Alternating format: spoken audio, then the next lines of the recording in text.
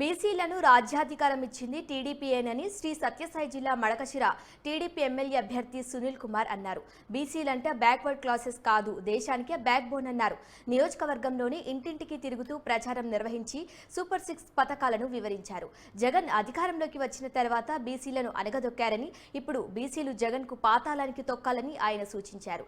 జగన్ ప్రభుత్వంలో బీసీల మీద అనేక దాడులు జరిగాయని, టీడీపీ ప్రభుత్వం రాగానే బీసీల కోసం ప్రత్యేక చట్టం తీసుకొస్తామని, బీసీలకు 50 ఏళ్లకే పెన్షన్ ఇచ్చి 4000కు పెన్షన్లను పెంచుతామన్నారు.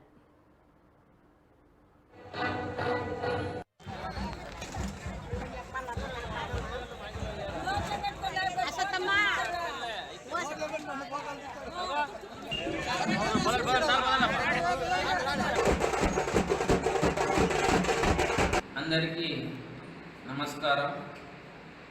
ఎలక్ట్రానిక్ మీడియా మిత్రులకు, ప్రింట్ మీడియా మిత్రులకు, సోదరులకు నా హృదయపూర్వక నమస్కారాలు.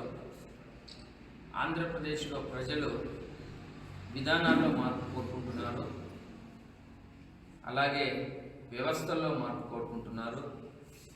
ఈ మార్పు రావాలంటే టీడీపీ, జనసేన, బీజేపీ కూటమి వల్లే సాధ్యం. అదేవిధంగా రాష్ట్ర ప్రయోజనాలను దృష్టిలో ఉంచుకొని ఈరోజు జనసేన, బీజేపీ, తెలుగుదేశం పార్టీ పొత్తు పెట్టుకున్నాయి, కానీ వ్యక్తిగత లేదా సొంత పార్టీ ప్రయోజనాల కోసమైతే కాదు. జగన్మోహన్ రెడ్డి గారు ప్రభుత్వం చేస్తున్నటువంటి ఈ అరాచక పాలనను అంతమొందించడానికి, రాష్ట్ర భవిష్యత్తును కాపాడడానికి ఈ 3 పార్టీలు కూటమిగా ఏర్పడ్డాయి. దార్శనికత, సంక్షేమ పథకాలు, అభివృద్ధి 68,000 కోట్లు నీటిపారుదల రంగం మీద ఖర్చు చేసింది.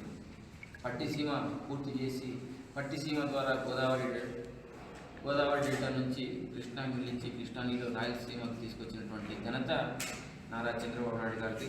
అలాగే ఉద్యోగం వచ్చేంత వరకు యువకులకు 3000 నిరుద్యోగ వృత్తి అందిస్తాం. ఆడబిడ్డ నిధి కింద 18 సంవత్సరాలు దాటినటువంటి ఆడబిడ్డలకు 1500 నెలకు చెల్లిస్తాం. తల్లికి వందనం పేరుతో స్కూల్కి వెళ్ళేటువంటి ప్రతి విద్యార్థికి 15,000 చెల్లిస్తాం సంవత్సరానికి. అన్నదాత పథకం కింద సంవత్సరానికి 20,000 రైతుకు పెట్టుబడి కింద ఇస్తాం. 3 దీపం పథకం కింద 3 సిలిండర్లు ఫ్రీగా ఇస్తాం.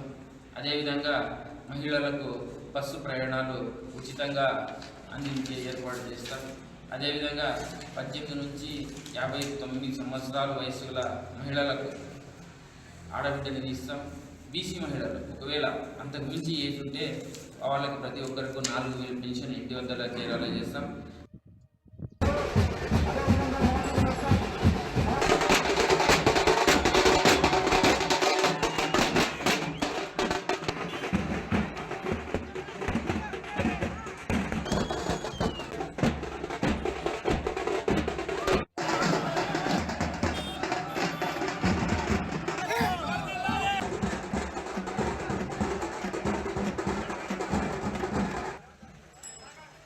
నేను